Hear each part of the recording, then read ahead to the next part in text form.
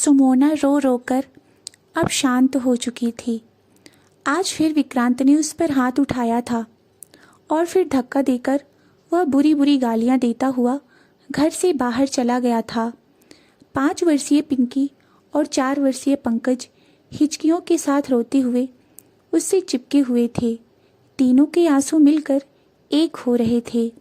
अब यह सब आए दिन की बात हो गई थी। सुमोना सोच रही थी कि कौन कहेगा कि वे दोनों पढ़े लिखे संपन्न परिवारों से हैं। दोनों के ही परिवार आर्थिक और सामाजिक रूप से समाज में अच्छी हैसियत रखते थे। कहने को तो उनका प्रेम विवाह था, सजातीय होने के कारण और शायद परिजनों के खुले हुए विचारों का होने के कारण भी उन्हें विवाह में कोई अड़चन नहीं आई थी। सभी की रजामंदी से बहुत धूम धड़ाके के साथ उन दोनों का विवाह संपन्न हुआ था।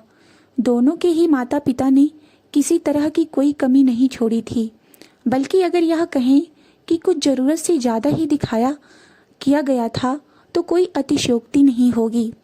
शादी के थोड़े दिन बाद ही विक्रांत का यह रूप उसके सामने आ गया था। सुमोना चौंकी जरूर थी। दोनों ने एक साथ एमबीए किया था। सुमोना अपने बैच की टॉपर थी। पूरा जोर लगाने के बाद भी विक्रांत कक्षा में दूसरे स्थान पर ही रहता था। दोनों के बीच एक स्वस्थ स्पर्धा बनी रहती थी। विक्रांत का दोस्त अंगद अक्सर कहता था, अच्छा है तुम दोनों एक दूसरे को डेट नहीं कर रहे हो, नहीं तो एक दूसरे का सिर ही फोड़ देते। पल्लवी हंसते हुए उसमें जोड़ती, और कहीं यह दोनों शादी कर लेते तो एक दूसरे का गला ही दबा देते। सब खिलखिलाकर हंस पड़ते और बात हवा में उड़ जाती। पता नहीं साथियों के कहने का असर था या क्या, धीरे धीरे दोनों एक दूसरे के प्रति आकर्षण महसूस करने लगे।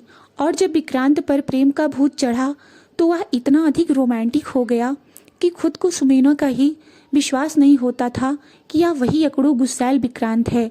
सहेलियां भी सुमोना से जलने लगी। विक्रांत हर दिन सुमोना के लिए कुछ ना कुछ सरप्राइज प्लान करता और सब देखते रह जाते। विक्रांत कभी भी कुछ छिपा कर नहीं करता, सब कुछ सबके सामने खुला खुला करता। दोस्त कहते, शादी के बाद विक्रांत तो जोरू का गुलाम बन जाएगा। विक्रांत हंसकर जवाब देता, हाँ बन जाऊंगा, तुम्हारे पेट में क्यों दर्द होता है, तुम भी बन जाना, पर अपनी बीवी के, मेरे नहीं। और चारों ओर जलन भरी खिलखिलाहट बिखर जाती। सुमोना को खुद भी विक्रांत का यह रूप बहुत भाता था। वह तो खुशियों के सतरंग आकाश में विचरण कर रही थी, मगर कहाँ जानती थी कि कुदरत उसे अंधेरे की गहरी खाई की ओर ले जा रहा है। पहला झटका सुमोना को शादी के बाद दूसरे महीने में ही लगा था। मात्र 15 दिनों के हनीमून ट्रिप से जब दोनों लौटे थे, एक हफ्ता तो घर से बाहर ही नहीं निकले और विक्रांत तो जैसे चकोर की तरह उसे निहारता ही रहता था। ज्वाइंट फैमिली थी, घर में सास ससुर के साथ जेठ जेठानी भी थे, पर जैसे विक्रांत को कोई फर्क ही नहीं पड़ता था। जेठानी जरूर इस बात पर ताना मारती रहती थी। वह एकांत में विक्रांत को समझाती तो वह कहता, जो जलता है उसे जलने दो। रात में नई बहू के स्वागत में विक्रांत के चाचा ने पूरे परिवार को खाने पर बुलाया था। बहुत चाव से सच धज कर जब वह तैयार हुई और विक्रांत के सामने आई तो विक्रांत के चेहरे पर बल पड़ गया। वह यह क्या पहना है तुमने? क्यों, क्या हुआ? अच्छा तो है, शीशे में खुद को निहारते हुए उसने पूछा। ब्लाउज का इतना गहरा गला किसको दिखाना चाहती हो? आहत हुई थी सुमोना, पर खुद को संभाल कर बोली, अच्छा तो जनाब इनसिक्योर हो रहे हैं, बदल कर नीचे आओ, मैं माँ के पास इंतजार कर रहा हूँ। कहता हुआ विक्रांत कमरे से बाहर चला गया। सुमोना का उखड़ा हुआ मूड चाचा के घर में सबकी स्नेहिल व्यवहार से फिर से खिल उठा था। खाना खाकर सब बैठक में बैठे हंसी मजाक कर रहे थे। बहुत ही खुशनुमा माहौल था। सब उसके रूप और व्यवहार की तारीफ कर रहे थे। थोड़ा हंसी मजाक भी चल रहा था। किसी बात पर सबके साथ साथ वह भी खिलखिला कर हंसी तो विक्रांत तेजी से चीखा, क्या घोड़े की तरह हिनहिना रही हो? कायदे से हंस भी नहीं सकती हो क्या? सब चुप हो गए और उसी असहनीय शांति के बीच वापस घर चले आए। कोई कुछ नहीं बोला। कमरे में आकर वह बहुत रोई। विक्रांत पर तो कोई प्रभाव ही नहीं पड़ा। वह करवट बदलकर आराम से सो गया।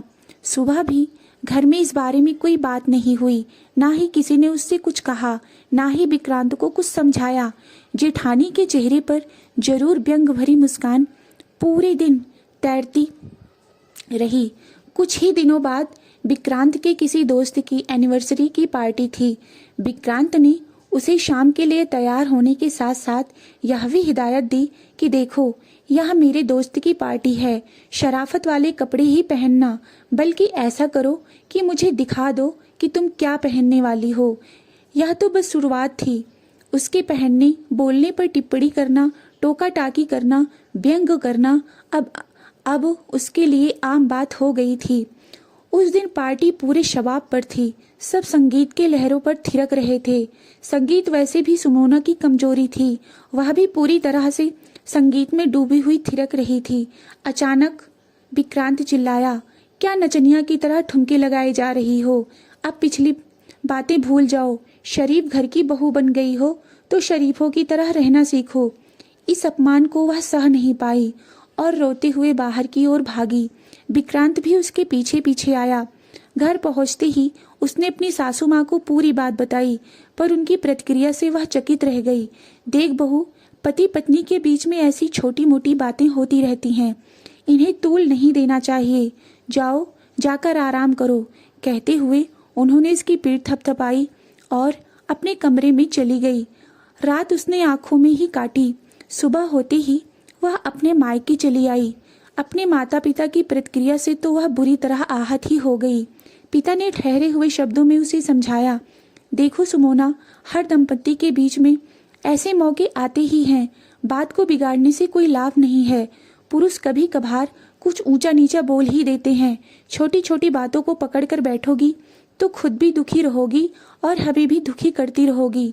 अब बड़ी हो गई हो, अपनी जिम्मेदारियों को समझो। हमारी परवरिश पर उंगली उठाने का मौका उन लोगों को मत देना। बस इतनी सी उपेक्षा है तुमसे।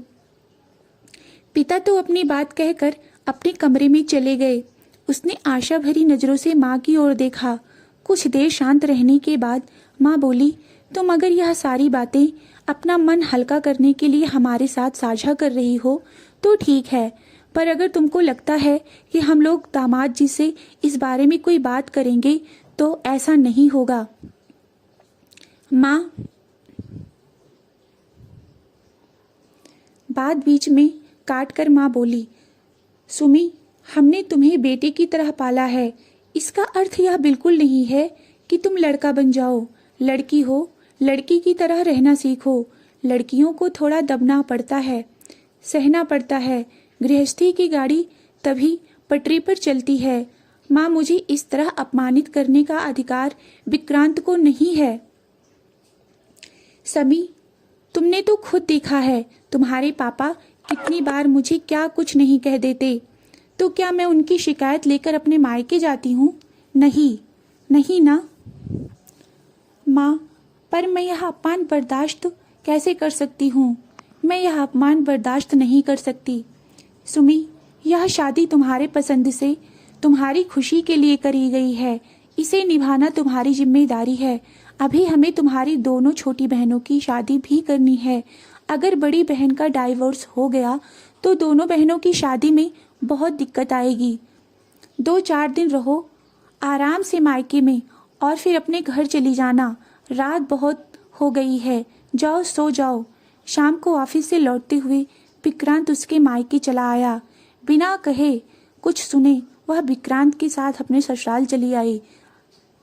अपमानित होने का एक अनवरत सिलसिला आरंभ हो गया था। अब उसे अपने जीवन की सबसे बड़ी भूल का एहसास हो रहा था। भावना में बहकर उसने हनीमून पर से ही अपनी लगी लगाई नौकरी को इस्तीफा दे दिया था, क्योंकि विक्रांत ने कहा था, जाने मन, तुम दूसरे शहर में नौकरी करोगी तो मैं तो वियोग में मर ही जाऊंगा। 1-2 साल साथ में जी लेते हैं, फिर तुम भी नौकरी कर लेना। तुम तो टॉपर हो, तुम्हें तो कभी भी नौकरी मिल जाएगी। जाने उसे कब नींद आई। अगले दिन जब सुबह सोकर उठी तो उसे चक्कर आ रहे थे। उसे लगा कि उसे तनाव की वजह से ऐसा हो रहा है, पर सासू माँ की अनुभवी आंखें शायद समझ गई थी। उन्होंने डॉक्टर के पास ले जाकर जांच करवाई और खुशी से झूमती हुई घर वापस आई। साल भर के भीतर ही पिंकी उसकी गोद में खेलने लगी थी और लगभग 1 साल बाद ही उसने बेटे को जन्म दिया था। 2 बेटियों की माँ उसकी जेठानी जल भुन गई थी। अब वे भी उसे बात बात पर कुछ न कुछ बोलती रहती, पर बेटा पाकर सास अब उसकी ही पक्ष लेती। पर बच्चों की माँ को नौकरी करने की अनुमति इस घर में नहीं थी। धीरे धीरे विक्रांत शराब पीने लगा। सबके बीच उसका अपमान करना अब रोज की बात थी। कमरे में अगर वे कुछ समझाने की कोशिश करती भी तो विक्रांत उस पर हाथ उठा देता। बच्चे सहम जाते। कॉलेज में विक्रांत के परम मित्र थे अंगद। एक ही शहर में होने के कारण उनकी दोस्ती अभी भी कायम थी। अगर उनके सामने कुछ भी घटित होता तो वो कभी विक्रांत को समझाते और कभी उसे। पर यह बात ना तो विक्रांत को अच्छी लगती ना ही परिजनों को। इसलिए उन्होंने विक्रांत के घर आना कम कर दिया। पर मोबाइल से वे सुमोना से संपर्क में रहते।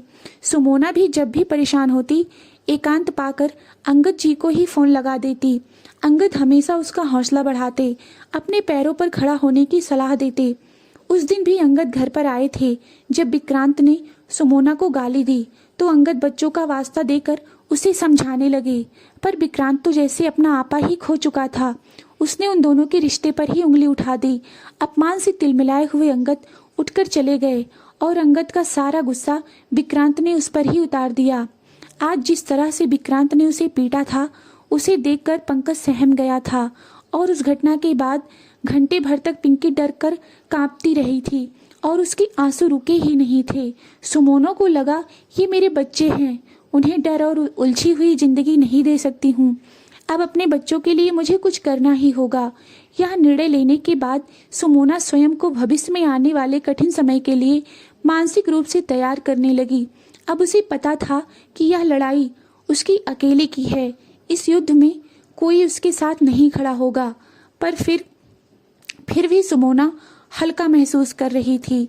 अगले दिन विक्रांत के जाने के बाद सुमोना लैपटॉप लेकर बैठ गई और कई जगह नौकरी के लिए आवेदन भेजकर ही अपने कमरे से बाहर आई। 2 दिनों तक कहीं से कोई जवाब नहीं आया, पर वह निराश नहीं हुई। जानती थी कोर्स करने के बाद 5 साल का लंबा अंतराल लिया था तो थोड़ी मुश्किल से तो नौकरी मिलेगी ही। पर उसे विश्वास था कि उसकी योग्यता को देखते हुए उसे नौकरी जरूर मिलेगी। मगर हमेशा अपना सोचा कहाँ होता है। इससे पहले कि सुमोना की नौकरी लगती विक्रांत ने उसके हाथ में तलाक के कागज थमा दिए। दूसरा विस्फोट यह था कि विक्रांत ने कोर्ट से अपने बच्चों की कस्टडी मांगी थी क्योंकि सुमोना बेरोजगार थी। सुमोना के पैरों के नीचे से जमीन खिसक गई थी। पर सुमोना ने रोने चिल्लाने की बजाय आगे की रणनीति पर विचार का आरंभ कर दिया। उसे किसी से किसी सहारे की उम्मीद नहीं थी। एक ही व्यक्ति था जिससे वह कोई मदद मांग सकती थी। तो उसने अंगद को फोन मिलाया। पूरी स्थिति बताकर उसने किराए का मकान ढूंढने का अनुरोध किया। विक्रांत के आने से पहले ही सुमोना अपने दोनों बच्चों को लेकर एक अटैची के साथ घर से चली गई। अंगद उसके विश्वास पर खरा उतरा और उसने अपने किसी परिचित के यहाँ उसे पेइंग गेस्ट बनवा दिया। अंगद ने उसे मायके जाने की भी सलाह दी, पर सुमोना ने यह कहकर मना कर दिया कि यह मेरी लड़ाई है, मैं इसमें उन लोगों को परेशान नहीं करना चाहती हूँ। रात में जब विक्रांत लौटा तो इस नए घटनाक्रम से बुरी तरह बौखला गया। आप लोगों ने उसे रोका क्यों नहीं? वह इस तरह से मेरे बच्चों को लेकर नहीं जा सकती। हम लोगों को लगा कि आप लोगों की आपस में बात हो गई होगी, भाभी मुंह बनाकर बोली। विक्रांत अपने कमरे में चला गया। उसके जीवन में इतना बड़ा भूचाल आया था और परिवार का कोई सदस्य उसके पास हमदर्दी दिखाने भी नहीं आया। समझ नहीं पा रहा था कि जिन परिजनों पर सुमोना जान छिड़कती थी उसके जाने का किसी को कोई दुख नहीं था। आधी रात को विक्रांत को भूख लगी। उठकर बाहर आया। डाइनिंग टेबल पर 2 रोटी और सब्जी ढकी रखी थी, वही खाकर वापस जाकर सो गया। सुमोना होती तो गरम कर मान मनुहार से सलाद अचार के साथ उसे खिलाती। अगली सुबह भी सब कुछ सामान्य ढंग से होता रहा। जब वह बाहर निकलने लगा तब माँ ने पूछा, सुमोना से बात हुई क्या? नहीं, खुद गई तो खुद वापस आएगी, किसी को चिंता करने की जरूरत नहीं है, गुस्से में विक्रांत ने बोला। और वह तलाकनामा? भाभी ने पूछा था। उसी से उसकी अक्ल ठिकाने आएगी, आप देख लीजिएगा, कहता हुआ विक्रांत बाहर चला गया। समय के तो जैसे पंख होते हैं, तेजी से खिसकने लगा। दिन, महीना और साल बीतता चला गया। न सुमोना आई, न उसका कोई फोन आया। विक्रांत ने भी अपनी अकड़ से कोई फोन नहीं किया था, पर इस दौरान विक्रांत ने सुमोना की कमी को शिद्दत से महसूस किया। अपनी उलझनों के कारण उसका काम में मन नहीं लगता था। प्राइवेट कंपनी उसको क्यों रखती, अतः उसे नौकरी से निकाल दिया गया। बेरोजगार देवर अब भाभी पर अब बोझ बनने लगा था। वह भाभी जो उसके साथ मिलकर सुमोना को ताने सुनाया करती थी, अब उसे ताने देती थी। जो अपनी पत्नी और बच्चों का नहीं हुआ, वह किसी और का कैसे होगा। अपने ही घर में उसकी स्थिति अनचाहे मेहमान जैसी हो गई थी। अब विक्रांत को अपने जीवन में सुमोना का महत्व समझ में आ रहा था। वह खुद को सुमोना से मिलने के लिए मानसिक रूप से तैयार कर रहा था कि तभी उसके ताबूत में आखिरी कील के रूप में हस्ताक्षर किया हुआ तलाकनामा रजिस्टर्ड डाक से उसके पास आ गया। साथ ही सुमोना ने कोर्ट के पास अपने बच्चे की कस्टडी का दावा भी ठोका था, क्योंकि अब वह बेरोजगार नहीं थी, बल्कि एक बड़ी कंपनी की HR हेड थी।